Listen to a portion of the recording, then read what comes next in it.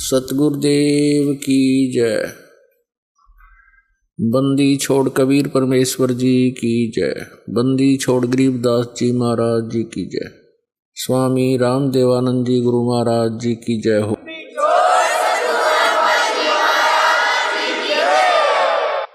गरीब नमो नमो सतपुरुष को नमस्कार गुरु की नहीं। सुर नर मुनि जन साधुआं संतों सर्वस्ती नहीं। सतगुरु साहेब संत सब डंडो तुम प्रणाम। आगे पीछे मध्य हुए तिनको जा कुर्बान। नराकार निर्विषम काल जाल वैभंजनम निर्लेपम निज निर्गुणम अकल अनुपवेशोन्दनम। सोहम सुरति समापतम सकल समाना निर्तलय उज्ज्वल हिरंबर हरदमम बेपरवाह अथा है। वार पार नहीं मध्यतम गरीब जो सुमर सिद्ध होई। गणनायक गलता ना करो अनुग्रह सोई। पारस पद परवाना आदि गणेश मनाऊं गणनायक देवन देवा। चरण कमल लो लाऊं आदंत करूं सेवा। परम शक्ति संगीतम रिद्धि सिद्धि दाता सोई। अवगत गुण अतीतम सत्य पुरुष निर्मोही। जगदम्बा जगदीशम मंगल रूप मुरारी। तन मन अर्पों शीसम भक्ति मुक्ति भंडारी। सुर नर मुनि जन ध्यावे ब्रह्मा विष्णु महेशा। शेष शेष मुख गावे हैं पूजे आदि गणेशा। इंद्र कुबेर सरीखा वरुण धर्म राय ध्यावे। समर्थ जीवन जी का मन इच्छा फल पावे। 33 कोटि आधारा ध्यावे 88। उतरे बहुजल पारा कट है यम की फांसी। 33 कोटि आधारा ध्यावे 88। उतरे बहुजल पारा कट है यम की फांसी। परम पिता परमात्मा पूर्ण ब्रह्म सारी सृष्टि के रचनहार कुल मालिक ये कबीर परमेश्वर जी हैं। हम सभी आत्माओं के ये जनक हैं। ये हमारे पिता हैं, परम पिता हैं। मनुष्य जीवन परमेश्वर ने आत्म कल्याण के लिए ही दिया है,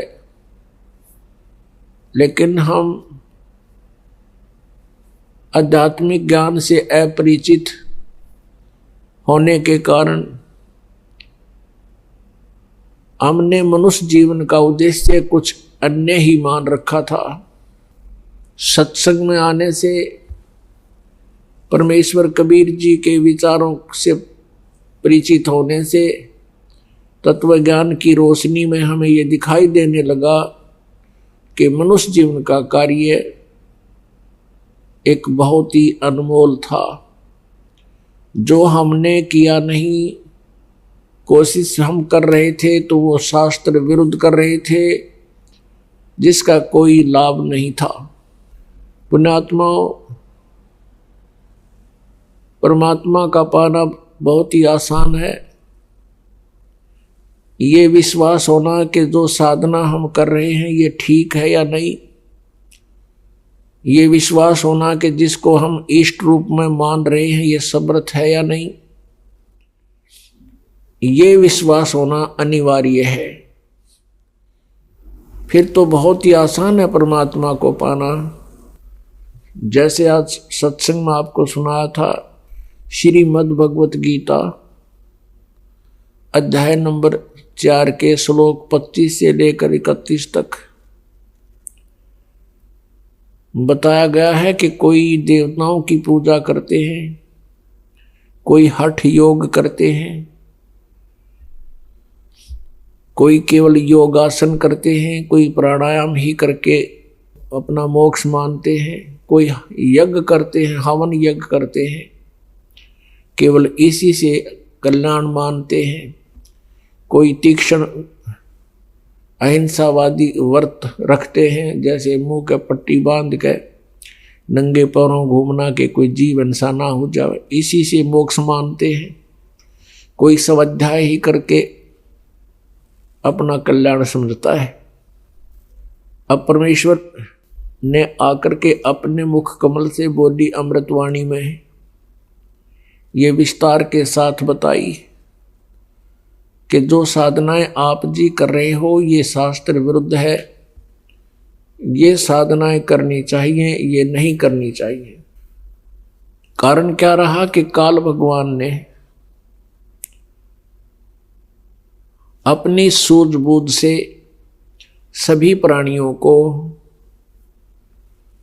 शास्त्र विधि त्याग कर मनमाने आचरण पर आधारित कर दिया और तत्व ज्ञान छुपा करके अज्ञान भर दिया। उस परमेश्वर का नाम और निशान मिटा दिया। इसलिए परमात्मा अपनी जानकारी देने के लिए स्वयं ही आते हैं। पुण्यात्माओं, सबसे पहले हमने परमात्मा को पहचानना है।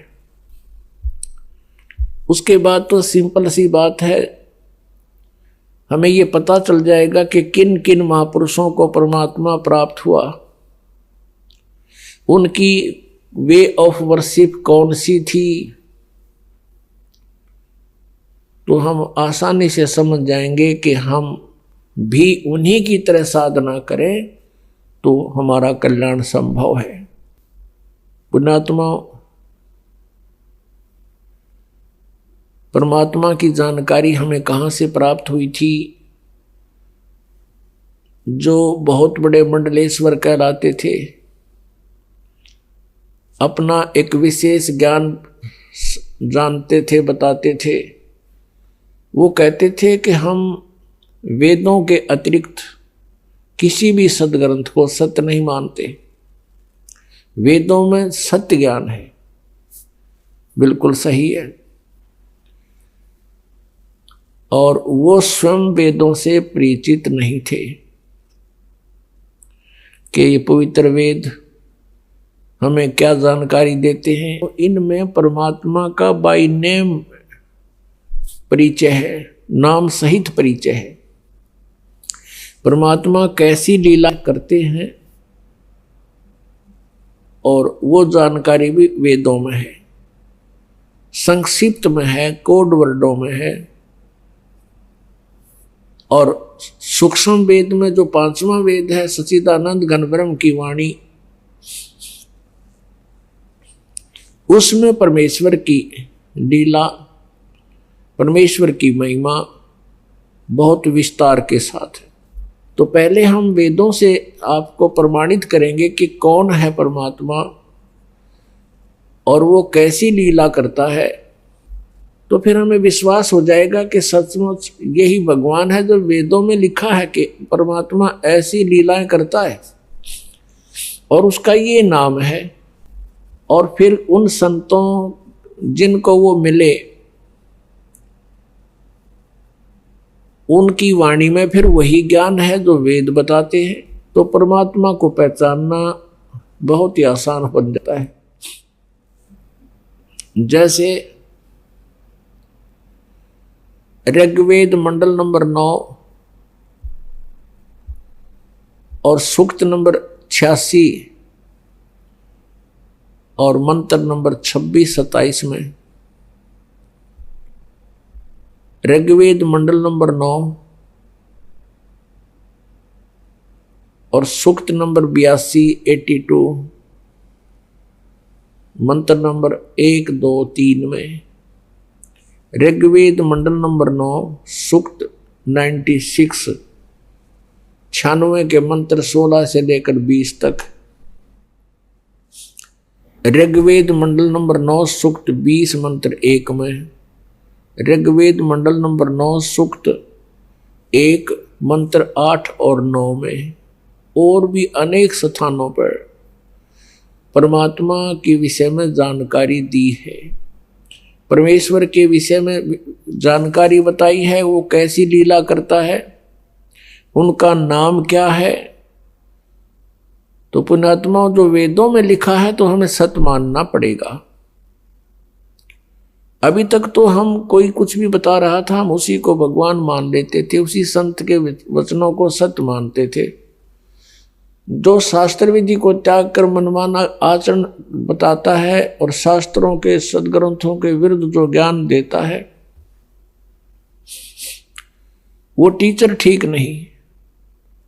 पुण्यात्माओं, आप जी आध्यात्मिक विद्यार्थी हैं, आध्यात्मिक विद्यालय के, और गुरुजन जो होते हैं वो आध्यात्मिक गुरु होते हैं, स्पिरिचुअल टीचर। अब टीचर कहाँ से पढ़ाता है? सिलेबस से। सिलेबस की बुक होती है, सर्टिफाइड बुक होती है। उन पुस्तकों से जो पढ़ाता है तो वो टीचर सही है। उन पुस्तकों के बारे में जिसको जानकारी नहीं है सिलेबस की, और आउट ऑफ सिलेबस सब विद्यार्थियों को पढ़ा रहा है, तो वो टीचर जीवन नाशक है, विद्यार्थियों के भविष्य के साथ खिलवाड़ कर रहा है। तो अब हम स्वयं देखेंगे कि किसने आज तक हमें सत्य ज्ञान दिया और किसने नहीं दिया। अब परमात्मा ने स्वयं आकर के ये जानकारी दी है, और यही सदग्रंथ बताते हैं, वो स्वयं ही आकर अपने विषय में सत्य जानकारी देता है। अपने द्वारा रची हुई सृष्टि को वही ठीक ठीक बताता है। अब आपके रूबरू कराते हैं कि परमात्मा कैसी लीला करता है, फिर आपको सुनाते हैं कि वो कौन है वो परमात्मा जिसने ऐसी लीला की है। आपके रूबरू वेद दिखाते हैं, वेद करते हैं, पवित्र वेदों को दिखाते हैं। और पुण्यात्मा, यदि ये दास अपने हिसाब से अनुवाद कर देता और आपको बताता, आप फिर, क्योंकि बच्चे तो अपने टीचर पे, अपने गुरु पर पूर्ण विश्वास किया करते हैं, हमारे गुरुजी जो कह रहे हैं वो सत्य है, और ऐसे ही अभी तक होता आया। क्योंकि हमने उन अज्ञानी तत्वज्ञानहीन संतों को भी यथार्थ ज्ञान युक्त मान लिया, उनके ज्ञान को, अज्ञान को हमने सही माना, उन पर विश्वास करते रहे। ये एक स्वभाव है एक श्रद्धालु का, एक अच्छे श्रद्धालु का स्वभाव है कि वो ब्लाइंड फेथ करता है, और उस ब्लाइंड फेथ का दुरुपयोग किया है नकली गुरुओं ने। अब इसलिए यदि ये दास आपको अनुवाद करके दे देता वेदों का, कोई बड़ी बात नहीं। वेद तो एक बहुत ही आसान है, क्योंकि हमारे पास वो मास्टर की है। कौन सी? वो सृष्टि रचना।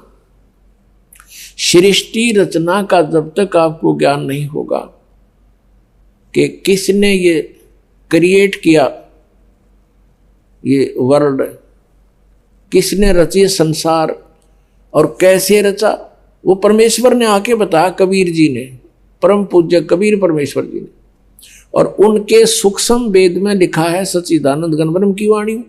तो सृष्टि रचना को जब दास ने गहराई से पढ़ा, देखा, सुना और फिर सदग्रंथों से मेल किया, तो अपने आप खुलते चले गए, ये ग्रंथ कोई दिक्कत नहीं आई। अब जैसे रामायण की कथा तो पवित्र हिंदू समाज ने, सब ने पता है, उंगलियों पर रट रखी है, और रामायण की चौपाइयां में भी उसका वर्णन है। अब चौपाइयां तो किसी महापुरुष ने, जैसे तुलसीदास जी ने बोल दी, अपनी जो का तो वर्णन चौपाइयों में लिख दिया, दोहों में, लोकोक्तियों में। लेकिन यदि इस रामायण का मौखिक ज्ञान ना हो किसी को कि रामचंद्र जी कौन थे, दशरथ कौन थे, सीता कौन थी, रावण के था, विभीषण कौन था, बल्ली कौन था, तो ये ज्ञान ना हो वर्बली कैसे घटना घटी थी, और उसके सामने उस व्यक्ति ने चाहे हिंदी आती हो, संस्कृत भी आती हो, और रामायण की मौखिक ज्ञान ना हो, कहानी का ज्ञान ना हो, तो उन चौपाइयों का अनुवाद ऊट पटांग करेगा। वो रावण का अर्थ लिखेगा रुआने वाला, सीता का अर्थ लिखेगा वो खूड, क्योंकि सीता का अर्थ है संस्कृत में काल से खींची हुई रेखा, तो वो कोई अनुवाद करेगा। ऐसा ही अनुवाद इन्होंने किया, लेकिन परमात्मा ने कुछ दया बख्शी। ये जो वेददास आपको दिखाने जा रहा है, ये उस ग्रुप के हैं, ये उस पंथ के हैं जो भगवान को निराकार मानते हैं, और उन्होंने अनुवाद किया। परमात्मा ने उनकी बुद्धि पर पत्थर डाल दिए, उन्होंने ठीक अनुवाद कर दिया कुछ एक श्लोकों का, और वो करवाया भगवान ने। ना तेड़ंगा करण का ठेका ले रहे थे, ये तो पता नहीं के अनुवाद कर रहे थे। पुण्यात्माओं, यदि ये दास अनुवाद करके आपको दे देता और आप फिर दिखाते किसी अन्य को, स्वाभाविक है कि हम अपने ज्ञान का दूसरे को बताएंगे ये सच्चाई है, तो वो ये कह करके आपको भ्रमित कर सकते थे कि रामपाल तो संस्कृत भाषा को नहीं जानता, वो अनुवाद कैसे कर सकता है। आपका नहीं विश्वास हुआ हो तो किसी और का जरूर हो जाओ, जो साथ में बैठ कर सुन रहा था कि भाई हाँ सचमुच ये तो संस्कृत के विद्वान ही वेदों का अर्थ कर सकते हैं, रामपाल तो एक संस्कृत भाषा नहीं जानता। तो यही जो पहले समस्या आई थी, जब स्वयं परमेश्वर कबीर देव जी आए थे 600 वर्ष पहले, परमात्मा यह सच्चाई बता करते हम ही अलग अला हैं कुतुब गोस और पीर, कि मैं ही और गरीबदास खालिक दनी हमरा नाम कबीर। जैसे तुलसीदास जी ने रामायण लाखों वर्ष पहले की बीती हुई रामायण को एज इट इज श्लोकों में दोहों में लिख दिया जो आज हमें मान्य है, ऐसे ही आदरणीय गरीबदास साहिब जी ने परमात्मा से परिचित होकर के उनसे प्राप्त दिव्य दृष्टि से हजारों वर्ष पहले, लाखों करोड़ों अरबों वर्ष पहले की जो घटनाएं थी अपनी वाणी में लिपिबद्ध करवा दी, जो आज हमारे पास उपलब्ध है। और वो परमात्मा की महिमा सदग्रंथों में उपलब्ध है,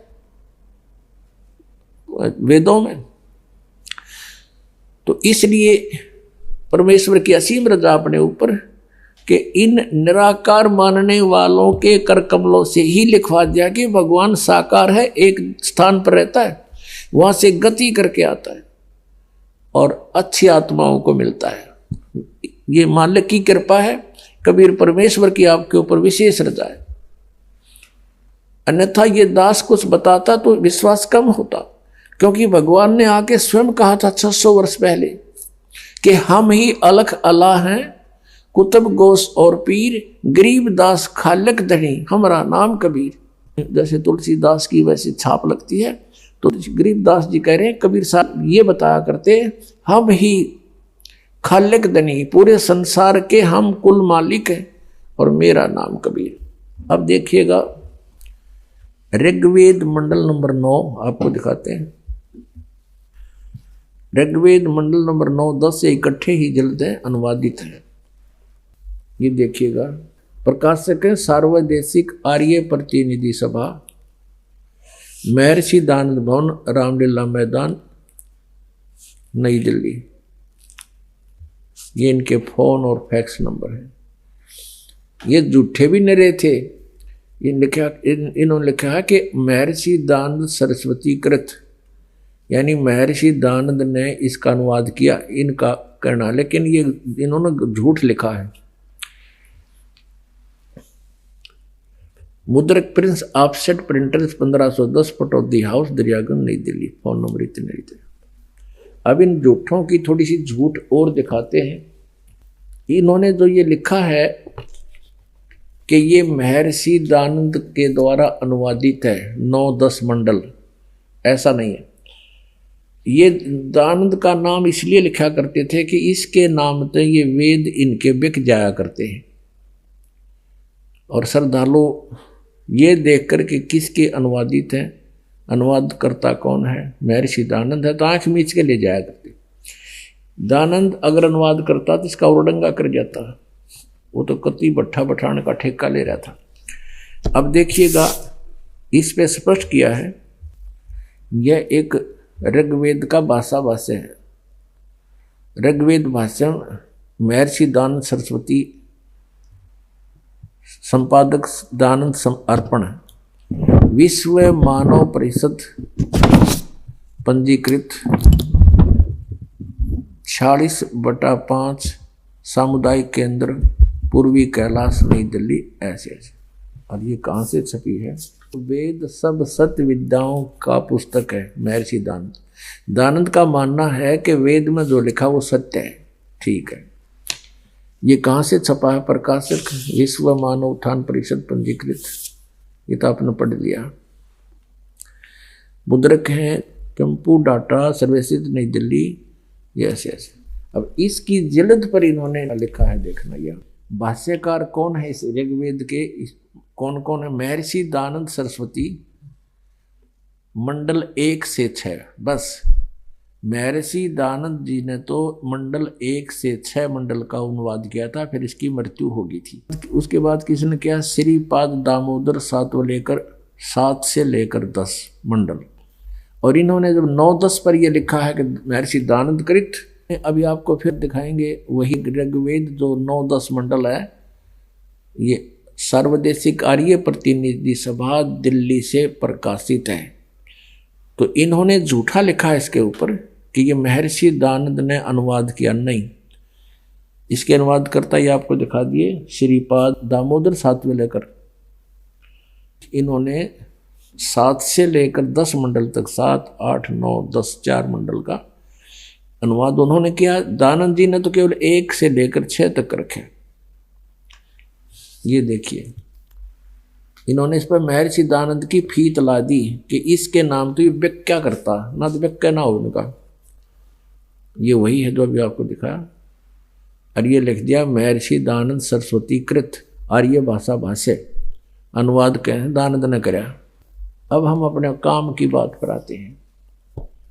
ऋग्वेद मंडल नंबर 86 का, ये है ऋग्वेद मंडल नंबर 9 सूक्त 86 और इसका मंत्र 26। इसमें क्या कहा कि यज्ञ करने वाले यजमानों के लिए, पदार्थ है इनका अर्थ किया इन्होंने, यज्ञ करने वाले यजमानों के लिए परमात्मा, इसका अर्थ है जो धार्मिक अनुष्ठान करने वाले यजमान माने भक्तों के लिए परमात्मा सब रास्तों को सुगम करता हुआ उनके विघ्नों को मर्दन करता है, उनके सब विघ्न नाश करता है, संकटों का नाश करता है और उनको पवित्र करता हुआ और अपने रूप को सरल करता हुआ वह कांति में परमात्मा, ये लिखा इन्होंने। देखो ये है कबीर, हम इसको कबीर बोलते हैं, कबीर। इन्होंने इसके 2 हिस्से कर दिए, यू कवि बना दिया, कवि ही। इसको हम कबीर भी बोल सकते हैं, रे लिख के नीचे हलंत लगा सकते हैं तो कबीर भी लिख सकते हैं।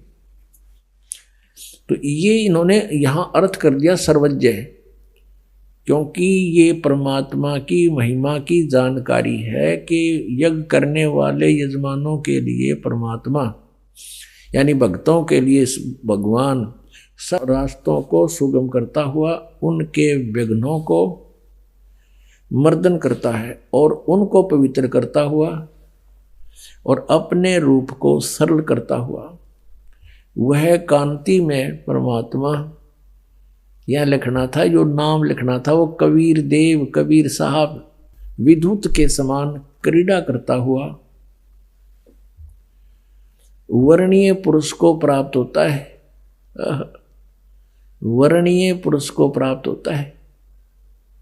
वर्णीय माने अच्छे, श्रेष्ठ, अच्छी आत्मा को मिलता है। अब यहां पर यह कंसेप्ट क्लियर करना पड़ेगा कि अनुवादकर्ता ने अब देखो इन्होंने कोशिश तो बहुत की है छुपाने की, लेकिन परमात्मा ने फिर भी सच्चाई लिखवा दीनते हैं। यहाँ इन्होंने कबीर का अर्थ लिख दिया सर्वज्ञ, ऐसा नहीं लिखना चाहिए था। जैसे कहीं यजु लिखा, यजु, तो भी यजुर्वेद की जहाँ महिमा गाई जा रही होगी और वहाँ केवल यजु या यजुम लिखा है, तो अनुवादकर्ता का फर्ज बनता है वो लिखेगा कि यजुर्वेद के विषय में जानकारी है। तो ऐसे देखिएगा दानंद ने किया है इसमें। ये है यजुर्वेद, ये है दानंद कृत, इसका पूरे का पूरा अनुवाद महर्षि दानंद ने किया है। प्रकाशक हैं सार्वदेशिक कार्य प्रतिनिधि सभा 2/5 महर्षि दानंद भवन, रामलीला मैदान, नई दिल्ली से, दूरभाष है साहब। हाँ, ये महर्षि दानंद सरस्वती कृत, ये सही है। 40 के 40 अध्याय इसने ही अनुवाद किया, यानी 1.5 वेद का अनुवाद किया इसने चारों में से। मुद्रक है Prince offset printers, 1510 Pataudi house, Daryaganj, नई दिल्ली से। अब इसके 36 अध्याय में ये है 60-300 अध्याय, यानी 36वां अध्याय आरंभ। इसके प्रथम ही मंत्र में लिखा है रचम वाचम परपधे मनो यजु। जिन्होंने कवि लिखा है ना उन्होंने, तो ये यजु समझ लो, यजु। तो इसका अनुवाद स्वामी जी ने यहां करा है, देखिएगा। तो यहां केवल यजु था, तो यजु ही ब्रैकेट में लिख करके आगे उसने लिख दिया यजुर्वेद। बिल्कुल ठीक किया। यदि यहां कवि होता, कबीर हमने लिखना पड़ता कबीर देव, यदि इनकी बुद्धि काम कर रही होती। अब यदि हम यजु का यहां कोई और ही अर्थ कर दें, यज्ञ सतुतियां, यज्ञ योग्य सामग्री, तो फिर इस यजुर्वेद की महिमा कैसे समझ में आओगी कि वो यजुर्वेद है, जिसमें ये जो कुछ लिखा है वो यजुर्वेद में है। तो इसी प्रकार यहां जैसे यजु है तो यजुर्वेद लिखा, तो हमने इसको जहां कवि है वो कबीर देव लिखना पड़ेगा। अब हम आते हैं पुनः उसी ऋग्वेद मंडल नंबर 9 और सूक्त नंबर 86 के। ये वही हमने ऋग्वेद फिर ले लिया, ये वही ऋग्वेद है जो अभी आपको दिखाया था, सार्वदेशिक आर्य प्रतिनिधि सभा से प्रकाशित है। अब हम इसको फिर लेते हैं, यजुर्वेद हमने रख दिया। अब यहां देखिएगा ऋग्वेद मंडल नंबर 9 सूक्त 86 का मंत्र 26 फिर पढ़ेंगे। यज्ञ करने वाले यजमानों के लिए परमात्मा सब रास्तों को सुगम करता हुआ उनके विघ्नों को निमर्दन करता है, उनके संकटों का नाश करता है, उनको पवित्र करता हुआ और अपने रूप को, जब उसका रूप है तो निराकार की तरह सरल करता हुआ, वह कांति में परमात्मा। यहां लिखना था कबीर देव, यहां इन्होंने कवि का अर्थ सर्वज्ञ कर दिया, कबीर देव लिखना था। यहां हम उसको कबीर साहब कहने लगे, जैसे इसमें है कबीर, तो हम इसको कबीर बोलते हैं, वह को हम वह बोलते हैं अपनी लोकल लैंग्वेज में। इस कारण से वो हमारे हिसाब से कबीर है, और वेदों में कबीर लिखा है तो कोई दिक्कत नहीं। जैसे किसी का वेद प्रकाश नाम है, हम उसको वेद प्रकाश कहते हैं, आदमी वही है, इतना सा ध्यान रखें बस, व्यक्ति वही है। वो कबीर देव विद्युत के समान क्रीड़ा करता हुआ वर्णीय पुरुष यानी श्रेष्ठ आत्मा को प्राप्त होता है, अच्छी आत्मा को आगे मिलता है। अब देखिए, और वो कहाँ रहता है, 27 में है।